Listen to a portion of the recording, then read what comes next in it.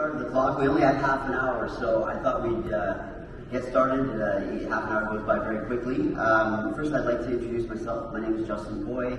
I have my own advertising agency. I've been in the industry for over 31 years. We're actually the agency that does the promotion for CFIG and the two shows both here in Vancouver and in Toronto. And today I've got Wilson Can, who is the CEO of Mobiletech. And we'll talk more about this, but Mobiletech is a very large and significant distributor of ethnic food products to so-called mainstream stores. So welcome, Wilson, and thank you very much for doing this, and welcome everybody. So just to jump right into this, you know, there was a time when the average Canadian consumer could go to a grocery store and they were fairly satisfied with westernized versions of ethnic foods. When did the Canadian consumer become more demanding of wanting genuine ethnic foods? I think about 10 to 15 years ago, because of the demographic changes, mainstream customers realized that they do have different clientele than they used to be. So they try to explore different opportunities to have it ready for certain type of customer. I would say for the last 10 years, we can see the rapid competition and changes. So if I have a grocery store that doesn't specialize in ethnic foods, but I want to start having that supply in my store, what would be the first thing I would do to get ready for that, or to understand what it is I need to get into my store? Well, I think first of all, you have to understand the size of the market, the demographic regions that you're facing with. If you do have a large number of stores, you may have to want to plan that more carefully. But you have a small stores and small size, I suggest that you start something smaller to look at what the market needs are and look at the trends of the ethnic products from overseas. Mm-hmm. So where would I start? I mean, if if I notice that there's more and more Chinese consumers, for example, how would I even start to find the right products and authentic products? First of all, they can attend a trade show like this. You can see a lot of clients, and of course they can go overseas. There's about 4 or 5 major trade shows event in Asia. Depends on which demographic customer that you want to encounter. At the same time, do talk to your current suppliers. You'll be surprised how knowledgeable they are, and maybe have a few meetings with them and work with several key suppliers that you have to start with, rather than jump into a big scale without knowing what happened. I think that would be a safe start. So tell me a bit more about your business and how you got started, where you saw that there was a market. Because of my ethnic background, usually led me a little bit advantage because of some of my retailers, retail customers out there. Since you have ethnic background, maybe you know the product better than the local suppliers. Sometimes it may not be true 100%. It doesn't mean that if you have ethnic background, you know everything. It doesn't work that way. But very fortunate, I have a very opportunity to work with one of the local major mainstream retailers, and they gave me the opportunities. My suggestion is talk to your customers, proactively talking to them. Sometimes you'll be surprised that they have certain plans that you don't know. You'll be initiating the plan with you rather than being passive and wait.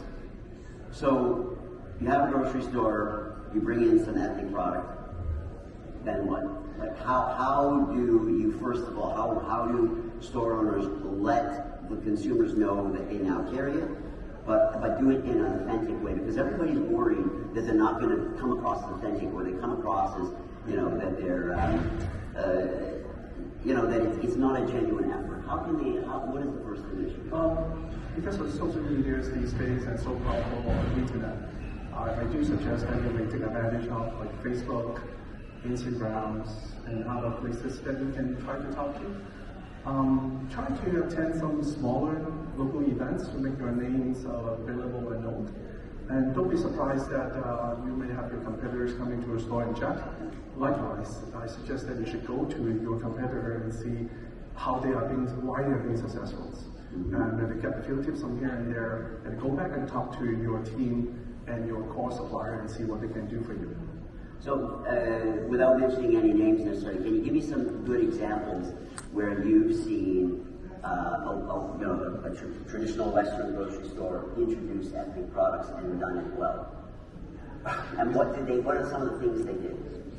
Well, you said no name mentioned. Oh yeah, I mentioned the name. Grocery ABC. Well, on the particularly West Coast, this is no doubt this very big company doing extremely well to cover BC and other essentials. And I don't think anyone has done better than they do. So what did they do right? What did they do that's right? Well, first of all, you have the right people to do it first. Okay. And then you have to have a good core team member and committed suppliers. Sometimes suppliers on the West Coast, because we're dealing with a smaller market, it's very difficult for them to understand what the mainstream customer wants. And they sometimes make it very difficult. I do suggest that any retailers do talk to your key suppliers and try to have a key supplier to give you some commitment. I think the key is commitment. In what sense? The product is available almost to everybody. So how do you make yourself become unique is a challenge. A lot of the local importers and suppliers do love to work with the mainstream only if they know what you want. If they know what you want and you are on the same page, a lot of good things can be happening. The most important thing is communication. If they don't know what you want, if they were trying to guess what you want, that's very dangerous because business is business. They try to take care of everybody, but then there are some key accounts that you want to serve them specifically. So you have to have some different type of assortment. It's so critical that assortment selection is so important these days. You make yourself differentiate from the competitors. Is that difficult? Is the communication aspect and dealing with some of the ethnic supply, is that sometimes a difficult process for grocery stores? Yes and no. Some of the grocery stores, they do have their own agenda. They don't want to disclose so much, but they want to let you know to a certain extent that you are committed to it. That's very difficult. I think it's matter of trust. If they know who you are and they're willing to commit it yourself, good results will happen. Should they be going directly to the manufacturer, or should they be looking for the distributor that could manage that process? I've seen some cases that retailers trying to go to the manufacturer direct. You may have a better net cost, but then you lost everything. You lost the programs, you lost the sales supports, you don't have the communication because by all means, Canadian market relatively small in terms of the global market.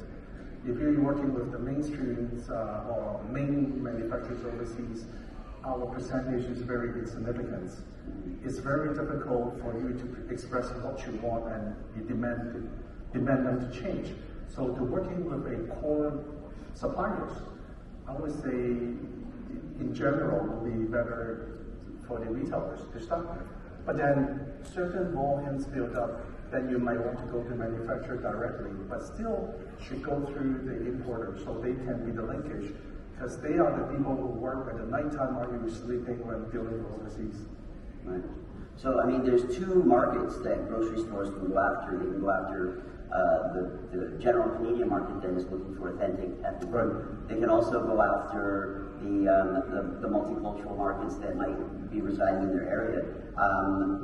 Now, how important is it to have, for example, a category manager that is from that particular market so that they really understand? You know, I mean, obviously you have to be large enough, but how important is that to have somebody from that community? I would say it's important, but not the most important. The category manager is helping the company to select a good product, but it's always the executions. Buying the product is easy, but executed right is the most challenging. When I know the product, it doesn't mean that you can sell it well or distribute it well. So it's our teamwork. So the category manager is responsible to source the product, but it's left to the other team member to execute it right. I've seen some cases that the category manager may select certain products that they think do it well. In theory they should, but sometimes the executions, the shelf life, the labeling, the CFIA regulations, sometimes it might pull back a little bit. So I think overall it's a teamwork. If you have the experience in category manager, it definitely is going to be helpful. But it's the execution teams, the operation teams, is to make it successful. I mean, do you see that maybe there's a little bit of hesitation if that particular grocery chain doesn't understand the market? Because our market changes quite often. If you look at the ethnic market like 15 years ago and nowadays, it probably changed about 3 times already. And you have to catch up with what the market needs, stay with the community, knowing what the markets are. The most important thing is let your consumer know that you are doing authentic ethnics. One of the examples I see some ethnic supermarkets smaller size.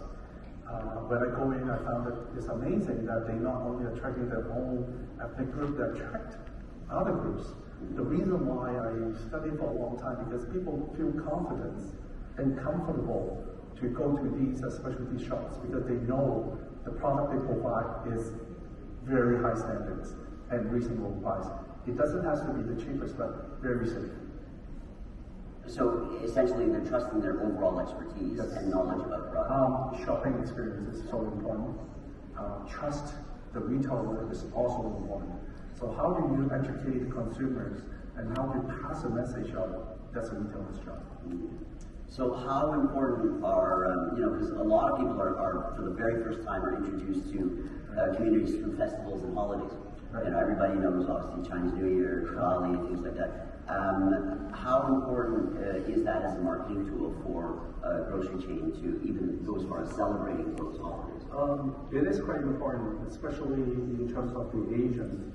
There are several major events during the calendar year. You need to plan ahead of time because the global supply chain becomes a problem. Getting the product into Canada becomes a problem. If you do plan to run these events, I would say at least 6 to 9 months ahead to prepare yourself. There's 4 to 5 major events. The sales usually goes up as much as like 40–50% more. Yes, it does. I mean, everybody is well aware. In the New Year time, so especially if you're planning for Lunar New Year, start ahead. The manufacturer is manufacturing. They only can serve so many clients. If you don't give them advance notice, often you fell short afterwards. Now, I know you focus mainly in Asian products. Are there other festivities, holidays that people don't necessarily know about, other than the Chinese New Year and things like that? What are some of the other hot seasons to sell products? I think most of the retailers in Canada is well known, or well knowing that what the seasons are. There are some really odd ones that people don't really notice very much. It's a Dragon Boat, because this is happening at a really odd time of the year in June, and which is where the summer holiday people go away for holidays. But it turns out it's one of the spots that you may want to take a look, because a lot of competitors don't realize that it is an holiday season that people do celebrate. Yeah. No, it's true. I mean, everybody knows about Dragon Boat racing, because they never actually know about the actual holiday itself. So let's shift over to marketing a bit. If you go to an ethnic grocery store, I've noticed that they do a lot of like food sampling. They'll even go as far as every weekend cooking samples. How important is it that a sort of Western style grocery store get into doing those kind of things to get people to try and get used to the product? I believe that a lot of customers do want to try, but they may not necessarily want to buy. So the most important thing is during the sample, you also give information. Sampling is only one thing to show the quality of the product. People don't understand why it's served this way or why the product is presented this way. I would suggest that retailer do a little bit more work. Try to pass or do education to your consumer. Again, is the trust and confidence is so much important in nowadays supermarket experience. When the customer come over here and try the sample, they like it, they might want to know a little bit more about the product, like what it is. Culture and food is always very related. Do pass information, because nowadays the consumer are more knowledgeable. It's not really just the price or the taste, they want a little bit more about the product. So don't underestimate your customers' eager of the knowledge. Please do educate more to your consumers. There's also a trend to have these sort of pop-up shops, you know, where you can go into the store and get some noodles or buy sushi.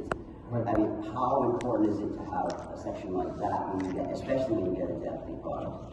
Depends on the size of the store. Sometimes the pop-up stores is a good idea if you're only running for 1 week or 2 weeks. But if you do have that campaign in mind, then I suggest that the pop-up store should change the theme every 3-4 weeks. Keep the freshness and attract the customer, come back after 3-4 weeks trying different things.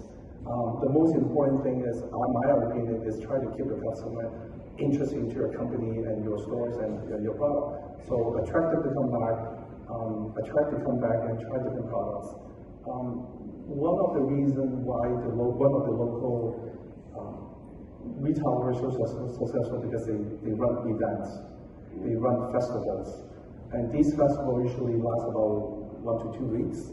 And this is not really just a pop-up store, it's a demo during the weekends, they have functions, they have events, they have activities.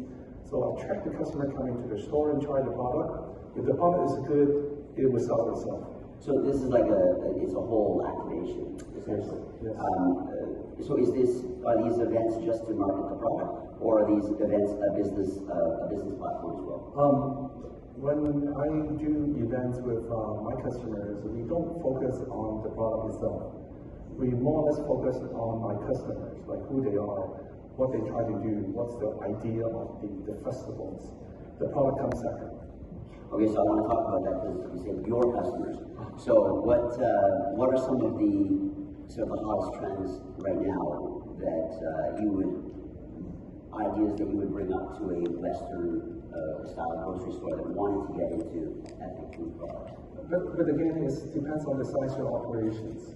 You don't want to jump into the size that you have to manage. I can speak, let's say, for the medium size and big size. I will start off with like demos on weekly demos. Try to utilize your Instagram, Facebook to introduce your ethnic products, because the consumer nowadays do buy online more than go to the store, and they read a lot of the YouTubers and bloggers, and the Instagrams do help. So is this what you're talking about, that when you go to a distributor, that you can help with those ideas? Some distributors do. Not every distributor can manage to do that, so you have to pick and select, and knowing your distributor how much they want to involve. Sometimes the distributor is just a broker type. They're not necessarily able to help you on the marketing. So it'd be nice to have a suppliers who know a little bit of marketing and some experience, so you can cut down your costs, because otherwise you may have to spend out of the budget for a marketing team and then do the whole nine works. If your distributor is able to do the work, let them do it and work with them. Now, I mean, there's some very large manufacturers, like the and whatnot, that have a whole operation. They've got sales and marketing.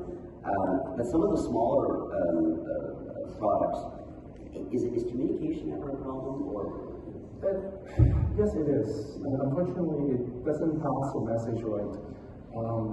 For example, market size, the product package size, maybe more to the smaller, but manufacturer thinks otherwise. It's always a dispute and communication gap in between. It's the distributor, importers to convince the manufacturer that this is the right solution and package to do.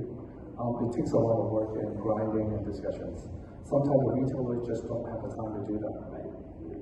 Is there ever a situation where a store saw that there was a particular market, especially in their geographic area, and it would be not advisable to get into the ethnic product categories? If the product, we talk about the duration of product. Some of the hot products, they may last for 3 months, 6 months, and 9 months. And then you have to ask yourself, is your store ready to take the challenge? You may be surprised, or you'll be astonished when you see your competitor doing really well on some really hot products from Asia. But then after 3-4 months, they just disappear, because the company may can have a fast turnover and rotations. But if your company have a long process of procurements, then I probably won't suggest that. But your distributor should be able to give you a suggestion, advice, certain product. Let's just pick some examples. Some of the Japanese items that I handle. Gorgeous, everybody loves the Japanese items. They go to Japan, you go to a souvenir shop, you buy here and there, and come back really happily. But then if you look at the back of the package, it's only got 3 months, only got 6 months. But my store wants to sell it. What can I do? So in that case, you need to work with a very experienced importer and distributors, because the logistic part is one of them. The duration of the product, and sometimes the Japanese manufacturers do change the product like 2 times a year or 2. So all the UBC code, the GS1 all changes. But your competitor is taking advantage of it because they don't need to have a long process of procurement. So how do you make the balance? Maybe you want to give a sections of your retail space to do these specialty house items, and you just like in and out, 3-4 months rotation, 3-4 month rotation, keep fresh and keep attracting the customer go to the store.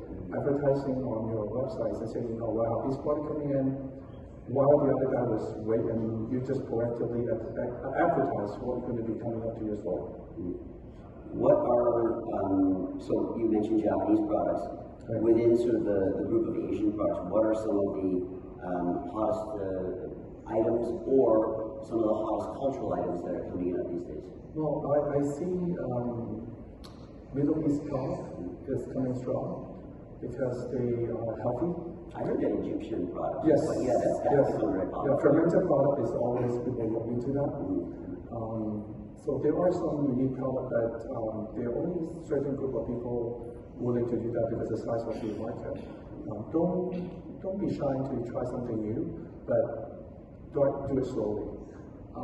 Again, for the Western Canada, I think the 2 major minority, I would say, will be South Asians and East Asians.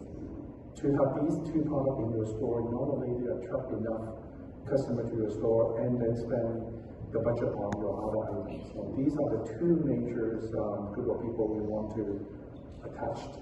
But then do the Egyptian products, and don't be surprised that they'll be coming in pretty soon.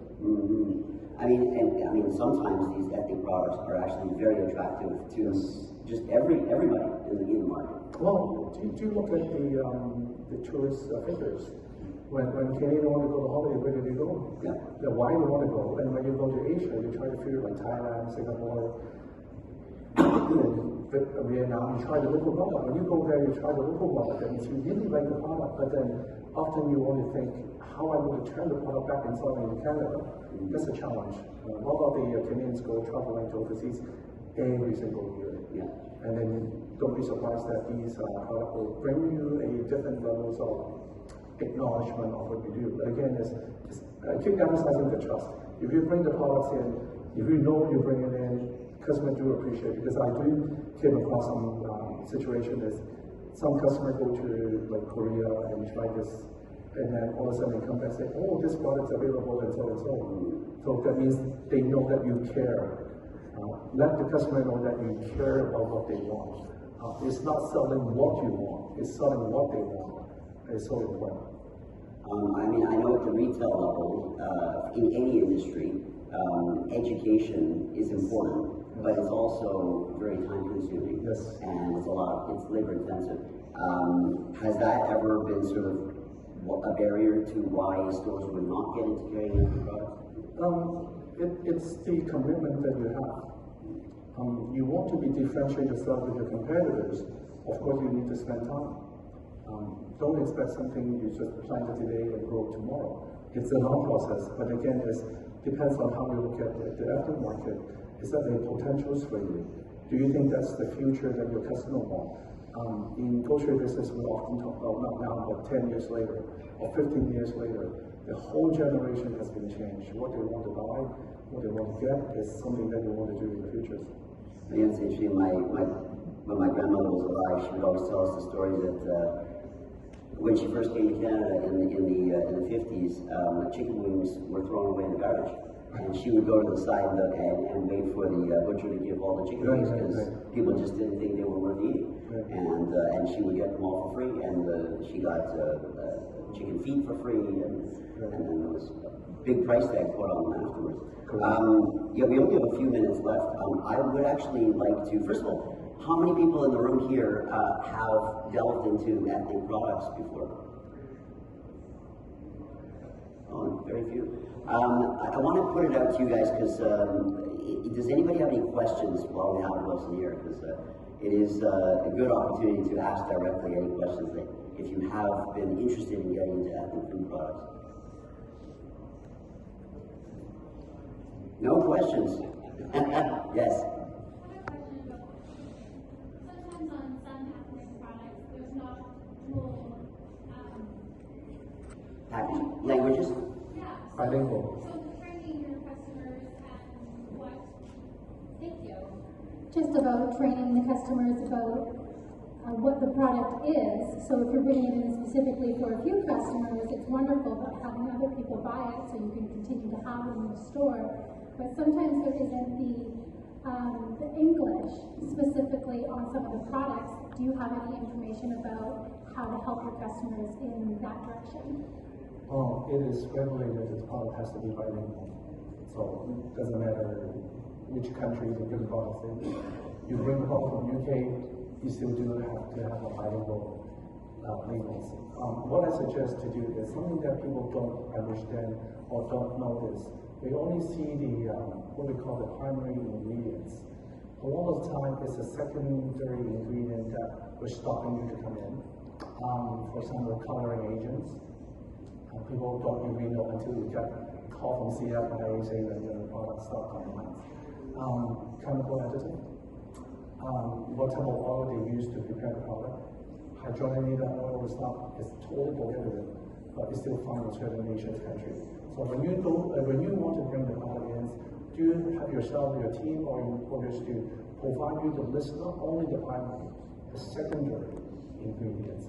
I don't know any people who are actually asking that because there's a lot of hard work to be done. But if you are a reputable retailers, you don't want to have any callers from the CFIA. I do suggest that for importers and distributors do the work because again, it's a reputation and trust that you are counting on. Well, as a distributor, is it your responsibility to make sure the products you bring in have the correct labeling and whatnot? 100%. But again, it's because we have a pharmacy systems. Our government assumed that you did the work. So a lot of assumptions were being made. They're not being stopped at the customer. They never. Unless someone picked the product up and feel they were not comfortable with, they report it. It's a long process of investigation. So this is why it's very important to have the investigator review everything first, because again, it's at the end of the day, if your product pulled from the shelf, it's a loss of business. And how do you recover that? I mean, a lot of the Asian products have an English sticker that's applied on it. Yes. That is done by the distributor. That is minimum that you need to do. Yeah. Some factories or manufacturers are willing to entertain because of the size, depends on the size of the order you do. A lot of time the distributor have to do it themselves. Very costly. Really? Yeah, that is Some importers skip that part. They do. Because our government and can you make it on the shelves? well, only if they got caught. Well, just like the speed limit is 50, and then how many people would drive under 50? Yeah, it wouldn't be a good way to delve into the ethnic market the first time by having a recall pulled off your shelf. No, I would not suggest to do that. Because again, it's a trusted reputation.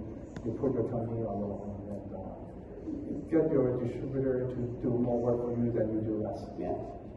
Well, we're down to 19 seconds, guys. Thank you very much for coming out today.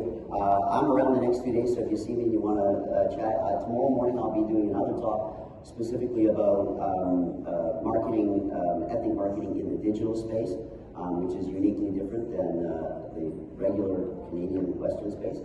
Thank you very much, Wilson. And, Thank you for having me. Thank you.